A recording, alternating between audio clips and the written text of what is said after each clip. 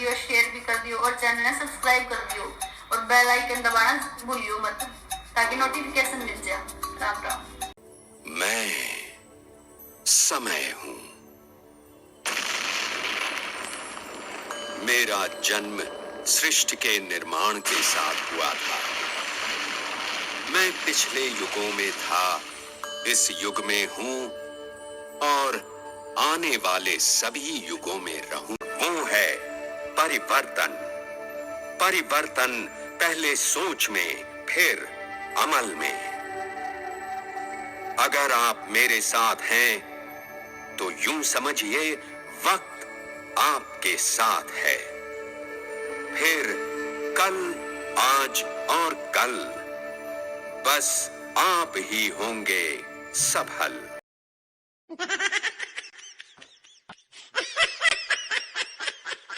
कल है, ठीक है, ये क्यूब की है और मैं कहूँ भाई मैं तो कोई आर्बिट्रेरी शेप देखूँ तो जैसे ये वाली जो होगी, इस तो बताओ आप क्या नाम दोगे? तुम कहोगे जो तो आमलेट है।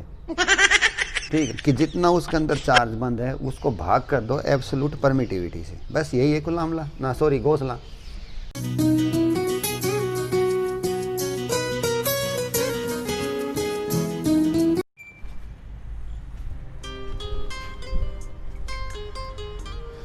Hello students, how are you? आज का हमारा जो काम है वो है सन 2014 सेट ए दो नंबर के पर्सन सोल्व करेंगे। सेमेस्टर 1 है ये हमारा। उससे हरियाणा में सेमेस्टर सिस्टम होता था, आधा पेपर सेमेस्टर 1 में आता था और आधी किताब जो है सेमेस्टर 2 में आती थी। तो हमारा पहला पर्सन आता है इसमें, what is the Coulomb's law. Coulomb's law क्या होता है? ये मोस्ट ही फेवरेट क्वेश्चन हरियाणा बोर्ड का। तो देखो कुलाम्स लॉ जो है वो एक इनवर्स स्क्वायर लॉ भी बोलते हैं उसको, हम इनवर्स स्क्वायर लॉ बोलते हैं।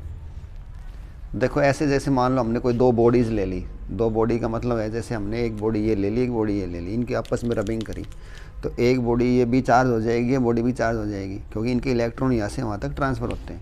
तो इस बॉडी को मैं नाम ए दे रहा हूँ और इस बॉडी को नाम दे रहा हूँ बी। ठीक है, दोनों बॉडी चार्ज है, इनके ऊपर चार्ज आया हुआ है। मान लो फॉर एग्जाम्पल एक body positive plus charge plus लगा लो, एक माइनस लगा लो, ये अपनी इच्छा है, दोनों को चाहिए माइनस कर लो, दोनों को प्लस कर लो। ठीक है, तो हम मान के चलते हैं कि दोनों बॉडीज़ के ऊपर प्लस चार्ज है।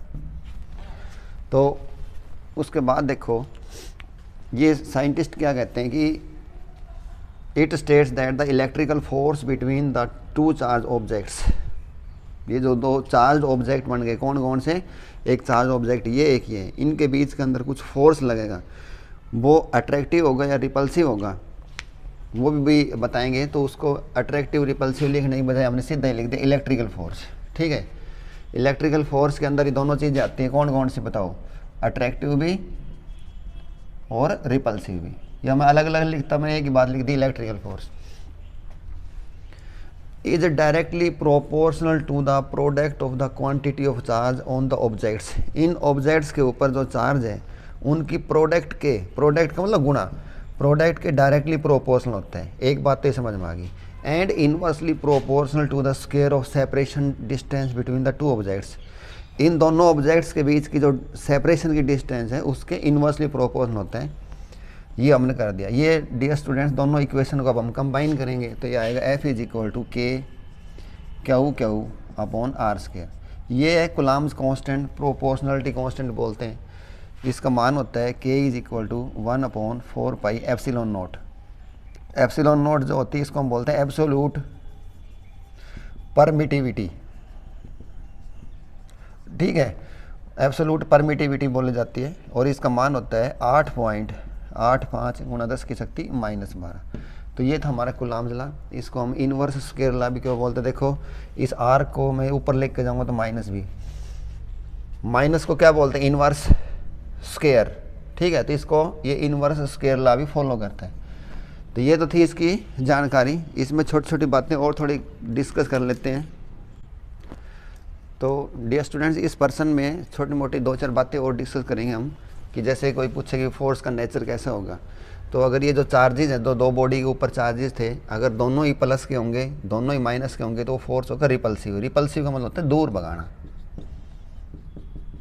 जैसे हम अपने घर के अंदर ये लगाते हैं ना ऑल आउट, इससे मच्छर भाग जाते हैं, तो इसको हम बोलते हैं मॉस्कीटो रिपेलेंट लिक्विड। ये कछुआ पछुआ जो भी है, ये सारी की चीज़ मच्छरों को दूर भगाती है, रिपेल करती है। उसके बाद आती है प्लस माइनस होंगे अगर वो, तो क्या होंगे, वो अट्रैक्टिव होंगे, वो आपस में एक दूसरे को खींचेंगे।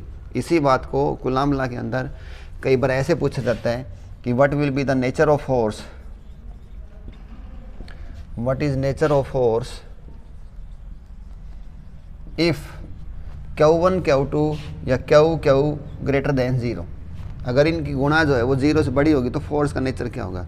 तो डियर स्टूडेंट्स, आप ये देखो कि दो चीज़ों की गुणा 0 से बड़ी है, तो 0 से बड़ी तो हम पॉजिटिव लिख देते हैं। अब ये बताओ कि पॉजिटिव उत्तर कब आ सकता है, जब ये भी पॉजिटिव हो, ये भी पॉजिटिव हो, ये भी नेगेटिव, ये भी नेगेटिव, ठीक है। तो इनकी गुणा करेंगे तो उत्तर क्या आएगा, पॉजिटिव ही आएगा। तो अब बताओ इसका नेचर क्या होगा, रिपल्सिव, ठीक है। इसी पर्सन को दूसरा तरीके से पूछते हैं कि भाई बताओ Q लेस देन 0 है, ठीक है। तो अब इनकी गुणा करोगे तो लेस देन 0 तो नेगेटिव होता है, तो इनकी गुणा नेगेटिव कब आएगी बताओ, जब एक प्लस का हो और एक माइनस का हो, या एक प्लस का हो एक माइनस का हो। तो देखो अलग अलग पोलरिटी नहीं होगी, तो इसका मतलब क्या होगा, फोर्स जो है, फोर्स का नेचर कैसा होगा, अट्रैक्टिव। और इसमें क्या लिखेंगे, रिपल्सिव। तो हरियाणा बोर्ड के अंदर ये पर्सन भी कई बार आता है कि ऐसे पूछ लेंगे, देसी तरीके से पूछने के बजाय ऐसे पूछ लेते हैं कि भाई नेचर ऑफ फोर्स क्या होगा अगर Q ग्रेटर देन 0 हो तो, और Q लेस देन 0 हो तो, ठीक है। उसके बाद इसी पर्सन के अंदर आती है कि भाई इसकी इम्पोर्टेंस बताओ, इसकी इम्पोर्टेंस क्या है। इसकी इम्पोर्टेंस में आती है, it is use to detect Gauss laws को डिटेक्ट करने के अंदर इसकी हेल्प ली जाती है। इसकी सहायता से गॉस लॉ को हम डिटेक्ट कर सकते हैं, अलग अलग उनकी डेरिवेशंस को हम सीख सकते हैं, ठीक है। तो डियर स्टूडेंट्स, इसके अंदर हम कुलाम लॉ का जो है ना वेक्टर फॉर्म और सीख लेते हैं, वेक्टर फॉर्म में कैसे लिखें। तो ये देखो वही दो ऑब्जेक्ट्स हैं, ए और बी, जो हमने स्टार्टिंग में दिखाए थे आपको ये वाले करके। ये ऑब्जेक्ट ए था, ये बी था, उनको हमने लिख दिया है। इसके ऊपर मान लो चार्ज क्या हुआ, इसके ऊपर क्या आउट हुआ है, और बीच का जो सेपरेशन है वो कितना है, आर है, ठीक है। तो आप थोड़ा वेक्टर फॉर्म में लिखेंगे इसको। तो आप देखो जब मैं ये लिखूँ कि FAB, इसका मतलब क्या है, FAB is equal to force on body A due to body B, ठीक है जी। और FBA क्या है, FBA is equal to force on body B due to body A, ये इसका मतलब होता है, ठीक है। यानी कि पीछे वाला अक्सर आगे वाले फोर्स लगा रहा है, इसमें याद रखें। और ये यूनिट वेक्टर होता है डायरेक्शन के लिए। यूनिट वेक्टर का मान कितना होता है, 1। ये यूनिट वेक्टर है, यूनिट वेक्टर की पहचान क्या होगी, यूनिट वेक्टर के ऊपर ऐसा निशान लगा मिलेगा, और ये R21 है, इसका मतलब इसकी डायरेक्शन 1 से 2 की तरफ है, और R21 होता तो उसकी डायरेक्शन 1 से 2 की तरफ होती है, ठीक है। तो वेक्टर फॉर्म लिख दें। तो पहले अपनी देसी फॉर्म लिखना था भाई। देसी फॉर्म ये है, F is equal to K Q1 Q2 बटे R², ठीक है। तो देसी फॉर्म होगी। अब इसको वेक्टर फॉर्म में लिखेंगे। तो वेक्टर फॉर्म में इसको मैं दोनों तरीके से लिख के दे देता हूँ आपको। ये होगा हमारा FAB, ठीक है, is equal to K Q1 Q2 बटे R²। अब देखो डियर स्टूडेंट्स, या भी मैग्नीट्यूड है, या भी मैग्नीट्यूड है, कोई दिक्कत नहीं है, मैग्नीट्यूड तो कोई दिक्कत नहीं। लेकिन जैसे ही मैं इसके ऊपर, अब तो दोनों में मैग्नीट्यूड है, देखो जैसे मैं इसके ऊपर तीर का निशान लगाऊंगा, इसमें डायरेक्शन आ जाएगी। तो इधर डायरेक्शन का काम कौन करेगा, इधर तो डायरेक्शन का काम कौन करेगा, एक यूनिट वेक्टर करेगा। उसको इससे गुणा करोगे तो इसकी सेहत पे कोई फर्क नहीं पड़ेगा, लेकिन वो इसको डायरेक्शन दे देगा। तो अब देखो भाई, जब हम ए वाला बी पे निशान लगा रहा था, जब ए वाला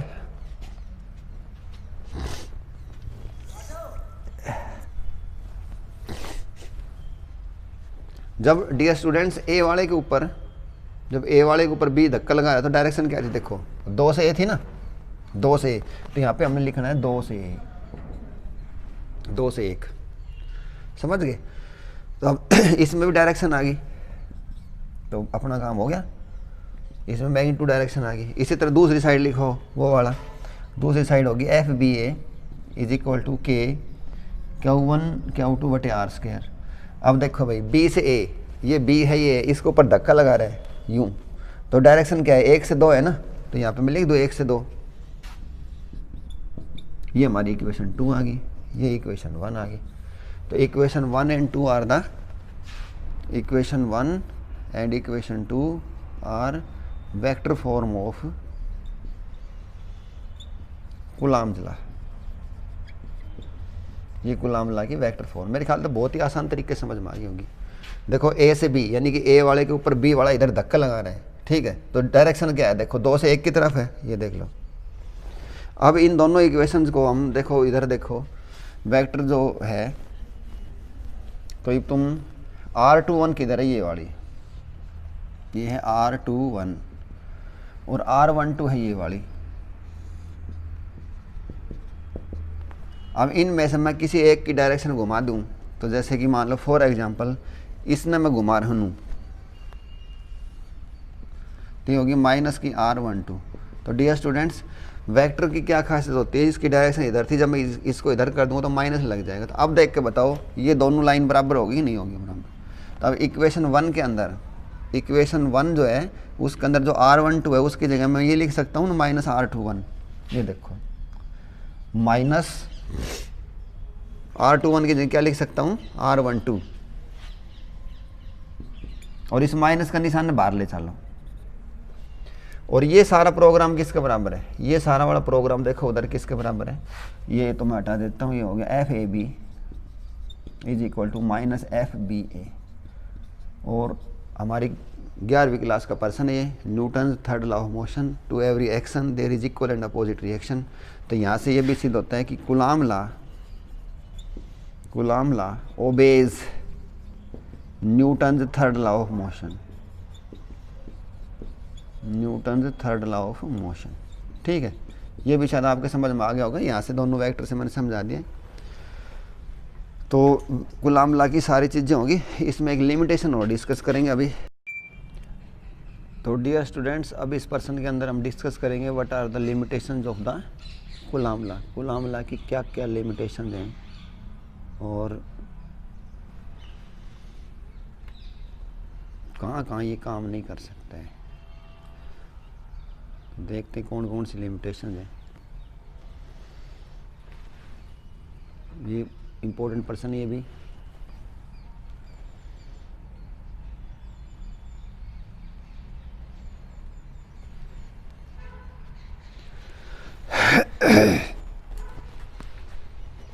it is applicable for point charges at rest. ये खाली एप्लीकेबल उसी केस में होगा जहाँ पे पॉइंट चार्जेज जो है वो रेस्ट में होंगे। रेस्ट का मतलब जैसे रुके हुए होंगे।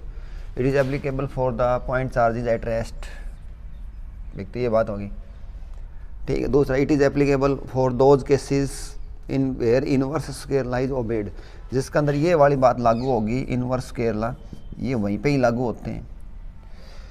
जैसे कई बार यहाँ पे 4 भी होती है, 3 भी होती है, वहाँ पे लागू नहीं होते हैं। उसके बाद है it is difficult to apply Coulomb law when the charges are in arbitrary shape. देखो आर्बिट्रेरी की हिंदी होती है स्वैच्छिक।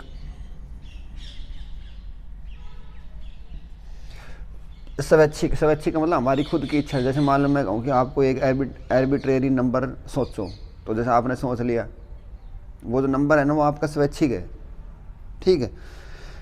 तो आर्बिट्रेरी शेप कैसी होगी, जैसे मान लो मैं कहूँ ये तो है स्फेरिकल है, ये सिलेंड्रिकल है, ठीक है, ये क्यूब की है, और मैं कहूँ भाई मैं तो कोई आर्बिट्रेरी शेप देखूँ, तो जैसे ये वाली जो होगी, इस तो बताओ आप क्या नाम दोगे, तुम कहोगे जो तो आमलेट है, ठीक है। तो ऐसी जो शेप को हम बोलते हैं आर्बिट्रेरी शेप। आर्बिट्रेरी शेप की जो 2 बॉडीज होंगी, जैसे ऐसे ही हो, एक ऐसी होगी, तो इनके बीच का जो है ना डी निकालना मुश्किल हो जाता है। देखो ये वाला कहते हैं ना, जैसे बॉडी ए होगी, बी होगी, इस पे क्या 1 चार्ज है, इस पे क्या 2 चार्ज है, तो ये बॉडी दोनों ना आर्बिट्रेरी शेप की है। आर्बिट्रेरी का मतलब होता है स्वैच्छिक की, तो वहाँ पे ये लागू नहीं होता है, क्योंकि we can not determine the value of distance d between the charges when they are in arbitrary shape. तो इनका जो ना डी की डिस्टेंस निकालना मुश्किल हो जाता है, क्योंकि सेंटर ऑफ मास पता नहीं क्या होगा। जो गोलाकार होती है स्फेरिकल इन शेप, उनका तो सेंटर से होता है। जैसे इसको हम ऐसे बढ़ाते हैं तो आप देखो यहाँ सेंटर से शुरू करके यहाँ भी सेंटर से शुरू करके और इनको हम मिलाते हैं, ये बीच की दूरी आर कहते हैं। तो इनमें आर या डी निकालना मुश्किल होता है, तो ये इसकी लिमिटेशन होती है। तो लिमिटेशन के तीनों पॉइंट्स के नोट्स बनाओ। मैंने देखा है कई बार 3 नंबर भी आता है कि what are the limitations of Coulomb law, बच्चे नहीं कर पाते हैं इसको मैंने अपडेट करवा दिया है। It is applicable only for point charges. Point charges मतलब साइज़ बहुत ही छोटा हो। ठीक है, तीनों के नोट्स बनाओ, इनके समझ में आ गया होगा। डियर स्टूडेंट्स, हमारा तीसरा प्रश्न है define Gauss law for electric flux. Electric flux के लिए गॉस लॉ को डिफाइन करके दिखाओ। It states that the total electric flux out of a closed surface is equal to charge enclosed divided by the absolute permittivity. Absolute permittivity किसको बोलते हैं? Epsilon not को। ठीक है, तो यहाँ पे लिखा है क्लोज्ड सरफेस। इस बात में ऐसे समझ लो कि जैसे कोई कमरा है और उस कमरे के अंदर यहाँ पे हमने सेंटर के अंदर एक बल्ब लगा दिया और ये सारी दीवारें शीशे की है, इसकी 6 की 6 दीवारें शीशे की है। तो इसमें से बताओ लाइट बाहर जाएगी कि नहीं जाएगी? चमकता हुआ दिखेगा नहीं दिखेगा? वही कहानी है, सेम वाली है कि कोई क्लोज सरफेस है, उसके अंदर कोई चार्ज बंद है, तो इसके अंदर से जो लाइंस हैं, इलेक्ट्रिक फील्ड लाइंस, वो बाहर की तरफ निकलेंगी सारी की सारी। तो बाहर की तरफ जो निकलेंगी तो क्या बनेगा? बहाव बनेगा। साइंस के अंदर फ्लक्स का मतलब होता है बहाव। तो वो भाव कितना होगा? वो भाव होगा कि जितना उसके अंदर चार्ज बंद है उसको भाग कर दो एब्सोल्यूट परमिटिविटी से। बस यही है Coulomb law, Gauss law. It states that the total electric flux out of a closed surface is equal to charge enclosed, इसमें जितना जो भी चार्ज बंद है, divided by the absolute permittivity. अब इसका जैसे देखो स्पेशल केस, मान लो इसके अंदर कोई डायपोल बंद होता, मान लो इसके अंदर डायपोल में 2 चार्ज होते हैं, एक माइनस क्यू प्लस क्यू। तो यहाँ पे कितना फ्लक्स होता है? तो phi is equal to minus q plus q divided by epsilon naught. तो कितना उत्तर आता है? 0। स्पेशल केस है फॉर डायपोल, ये डायपोल का स्पेशल केस आ गया। ठीक है स्टूडेंट्स, और उसके बाद ये स्पेशल केस नंबर 1 था। स्पेशल केस नंबर 2, केस 2 वो कहता है कि मान लो इसके अंदर 1 कूलम्ब चार्ज बंद हो, तो इसमें से कितनी लाइन जाएंगी? तो वही लिखेंगे फाई इज इक्वल टू 1/एप्सिलॉन नॉट। और एप्सिलॉन नॉट का मान कितना होता है? 1/8.85 गुणा 10 की शक्ति -12। इसको सोल्व करोगे तो ये बनेगा हमारे पास 113 गुणा 10 की शक्ति 11। कितना उत्तर आएगा? 1.13 गुणा 10 की शक्ति 11। इतनी लाइंस गुजरती हैं। इस पर्सन को कई तरीके से घुमा फिरा के पूछा जाता है। तो एक बार मैं चेक भी कर लेता हूँ कि भाई ये देखो आपके सामने 1 भाग कितना 8.85।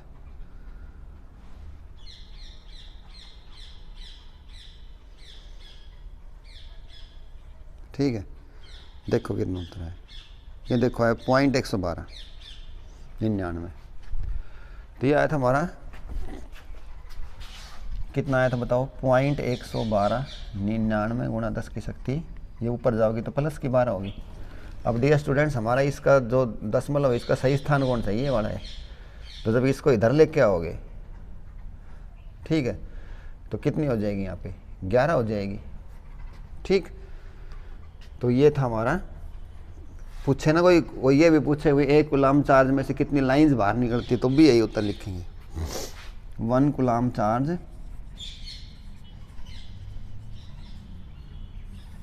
constitutes 1.13 into 10⁻11 lines. ठीक है,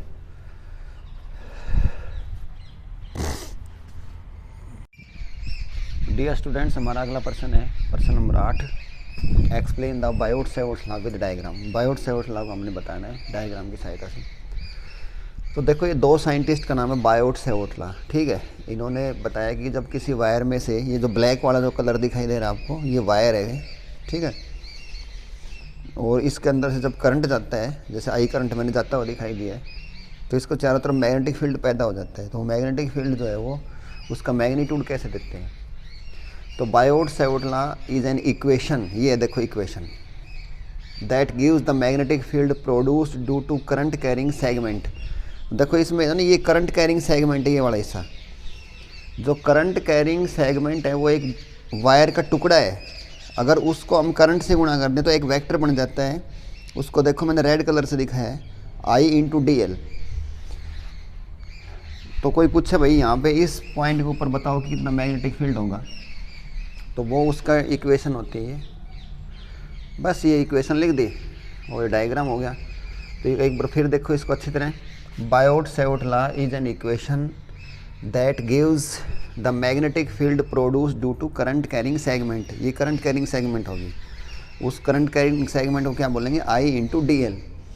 this segment is a vector quantity known as the current element. इसको हम करंट एलिमेंट भी बोलते हैं। तो ये इसका था भाई। अब देखो अब इसके अंदर बताओ म्यू नोट क्या है। Mu note is absolute permeability. देखो वहाँ मैंने एप्सिलॉन नोट थी वहाँ पे लिखी थी परमिटिविटी। ये ध्यान रखो इन चीज़ों का, परमिटिविटी। और म्यू नोट होती है परमिबिलिटी, यानी कि किसी मीडियम के अंदर से वो लाइन गुजरने की अनुमति देना, गुजर जाना वहाँ से। तो ठीक है, तो mu naught is the absolute permeability. और ये पूरा सेट होता है mu naught upon 4 pi is equal to 10⁻⁻⁷। तो यहाँ से म्यू नोट किसके बराबर आ गया 4 पाई इंटू 10⁻⁻⁷। ठीक है, ये होता है इसका मान। अब इसको वेक्टर फॉर्म में और लिखना सिखा देता हूँ। वेक्टर फॉर्म में देखो, वेक्टर फॉर्म और देख लो, मोस्ट इम्पोर्टेंट है वेक्टर फॉर्म है। वेक्टर फॉर्म में लिख के चलो तो आप सीधा ही ना पहले ये काम कर दो। कौन कौन सा देखो, ये निकाल दो DL क्रॉस R कैप। इसका मान किसके बराबर होगा? कोई थार से पूछे A क्रॉस B का बताओ तो तुम कहोगे सर AB साइन थीटा। तो इसका मान DL, देखो A का मैग्नीट्यूड A हो गया, B का B हो गया, यहाँ पे DL का कितना होगा DL, और इस R का कितना होगा। डियर स्टूडेंट्स ये एक यूनिट वेक्टर है, इसका मान होगा 1 लिखो चाहे मत लिखो साइन थीटा।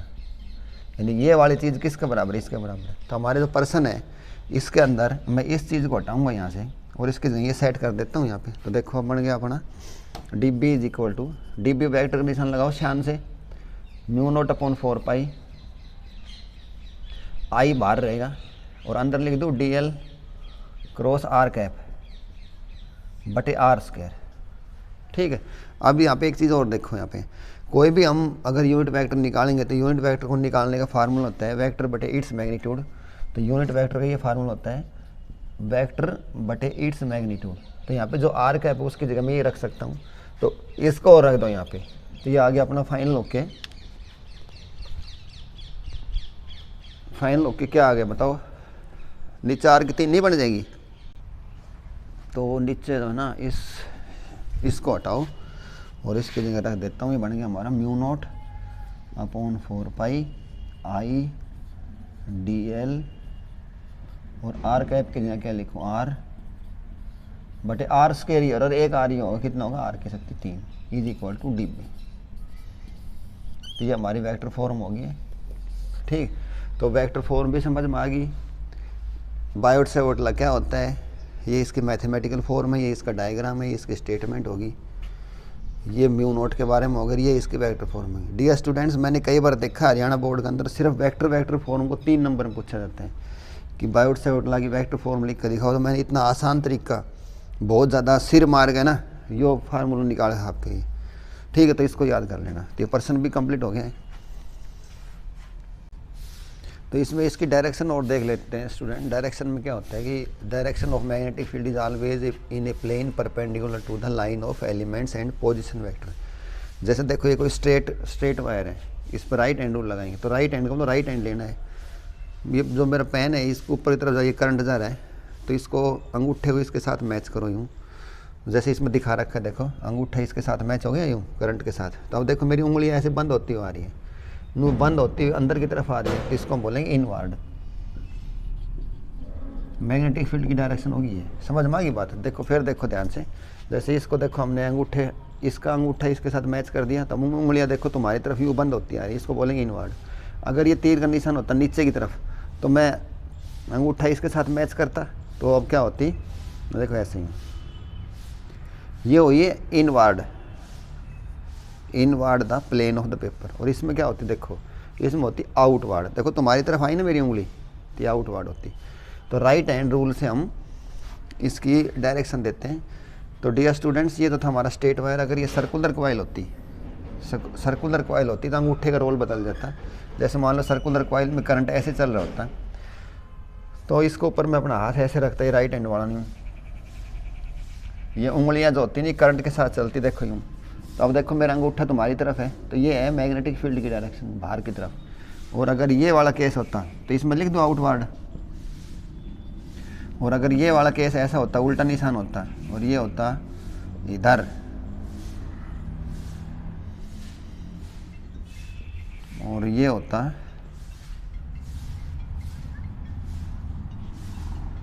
ये इधर, ये इधर होता, यूँ घूम के यूँ, और ये होता इधर। तो देखते क्या करते हैं। तो भाई करते हैं इसको ऐसे, ये लगता हमारा ऐसे, देखो यूँ, देखो उंगली मैच करो ना इसके साथ। तो मैग्नेटिक फील्ड की डायरेक्शन क्या होती है, इनवर्ड। ये होगा हमारा सर्कुलर कॉइल के केस में, ठीक है। सर्कुलर कॉइल केस के अंदर वही अंगूठा जो है वो अपना रोल बदल देता है। इसके अंदर वही अंगूठा, इसमें अंगूठा क्या देता है, मैग्नेटिक फील्ड की डायरेक्शन देता है, ठीक है। तो स्टूडेंट्स आपको समझ में आ गया ये दोनों। देखो इन दोनों के अंदर क्या है, इसके अंदर दोनों के रोल अलग अलग है। देखो इसमें अंगूठे का रोल गया है करंट की डायरेक्शन के साथ करना, ठीक। देखो यूँ वायर था, वायर को पकड़ लिया, अंगूठा जो है करंट के साथ जा रहा है, और उंगलियां किस चीज़ की डायरेक्शन दे रही है, बे की। तो जो मैंने ये जो हाथ बना के दिखाया ना, आप इस मेरे हाथ को ऐसे समझो, देखो यूँ था करंट के साथ लगा दिया, यूँ बंद कर रहा हूँ, तो अब देखो मेरा हाथ आपको कैसा दिखाई दे रहा है, आपको ये दिखाई दे रहे हैं सिर्फ, ये वही डायग्राम बनाया, देखो यूँ बड़ा, ये ऐसे समझ लो। देखो अंगूठा ये हो गया, ये मैंने ये उंगलियाँ दिखाई आपको, तो ये उंगलियाँ, finger gives the direction of magnetic field, ठीक है। थोड़ा ध्यान से सीखो इसको, इसमें अलग है उसमें। अब इसी वायर को अगर हम मोड़ के सर्कल बना दें, सर्कुलर कॉइल लगा दें, तो अब इनकी रोल बदल जाएंगे। देखो इसमें अंगूठा किस चीज़ का काम कर रहा था, करंट के साथ मैचिंग कर रहा था, और इसके अंदर अंगूठा जो है वो मैग्नेटिक फील्ड की डायरेक्शन देखा। देखो कैसे उंगलियां देंगी जो है वो डायरेक्शन ऑफ करंट। तो देखो इसमें करंट चल रही है ऐसे, तो करंट के साथ उंगलियों को ऐसे मैच करो, तो अंगूठा जो है क्या दे रहा है बताओ, मैग्नेटिक फील्ड की डायरेक्शन ये है आउटवर्ड, ठीक है। इसमें देखो इसके साथ मैच करता हूँ तो मेरा अंगूठा जो है वो अंदर की तरफ चलेगा, उसमें डायरेक्शन क्या है, इनवर्ड। तो मेरे ख्याल से अच्छी तरह आपको ये चीज़ें समझ में आ गई होगी कि भाई डायरेक्शन काम कौन करता है। तो बायोट से वोडना भी इतना करो और पूरे नंबर मिलेंगे आपको।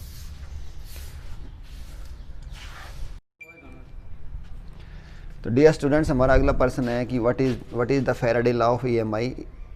तो फैराडे ने दो नियम दिए थे। फैराडे फर्स्ट लॉ क्या कहता है कि whenever there is change in the magnetic flux linked with the coil, किसी कॉइल के साथ साथ अगर मैग्नेटिक फ्लक्स चेंज होगी तो there is the induced EMF, एक इंड्यूस्ड EMF पैदा होगा, और and it last as long as the change continue, जितनी देर तक वो चेंज चलती रहेगी, जब तक वो इंड्यूस्ड EMF रहेगा। जैसे ही वो रुक गया तो वो रुक जाएगा।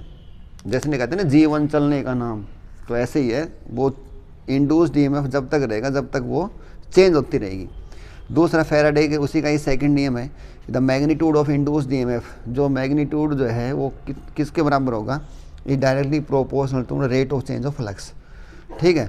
मान लो φ2 फ्लक्स थी T2 टाइम पे, φ1 थी T1 पे, तो इंड्यूस्ड EMF का जो मैग्नीट्यूड होगा वो इनकी चेंज के बराबर होगा। माइनस कर दो, इसको मैं d∅/dt लिख देता हूँ। तो ये थे हमारे फैराडे के दो लॉ। उम्मीद करता हूँ कि मैंने दो नंबर के प्रश्न जो आप करवाए होंगे समझ में आए होंगे। इनके नोट्स बनाओ, इनको लिख के देखो। थैंक्स।